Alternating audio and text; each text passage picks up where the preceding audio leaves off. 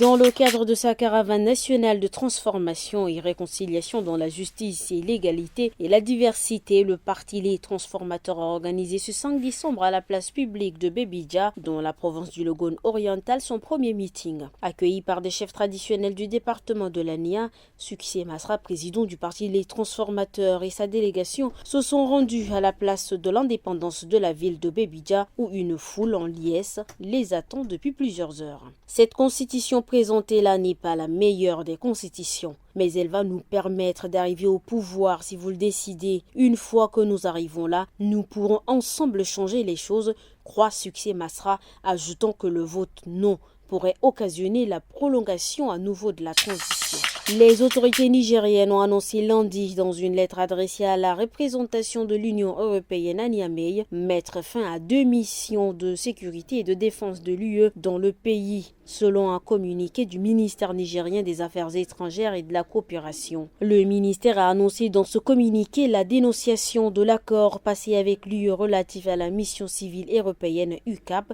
Sahel-Niger, active depuis 2012, ainsi que le retrait par l'État du Niger du consentement accordé pour le déploiement d'une mission de partenariat militaire de l'UE au Niger, mettant fin au partenariat militaire entre ces deux parties dans la lutte contre le terrorisme. Pour rappel, le Niger a déjà dénoncé tous les accords militaires qui le lient à la France et a accordé un délai à l'ambassadeur français et aux 1500 militaires déployés au Niger pour se retirer du sol national. Le ministère des Finances, du Budget et des Comptes publics, par un communiqué, porte à la connaissance des partis politiques légalement créés, reconnus et en activité pendant la transition en cours au Tchad que le gouvernement apporte à titre exceptionnel et dans l'esprit du financement public des activités des partis politiques et conformément aux résolutions et recommandations du dialogue national inclusif et souverain, un soutien d'un montant forfaitaire unique et égal à chaque parti politique en activité. Dans ce cadre, rappelle le communiqué, pour compter de ce jour 5 décembre 2023, il est demandé aux responsables des partis concernés et en mandat et ou au pouvoir de se présenter au trésor public de N'Djamena munis des documents d'usage à l'effet de retirer les chèques relatifs ou de fournir les références bancaires de leur parti nécessaires à l'exécution de la présente.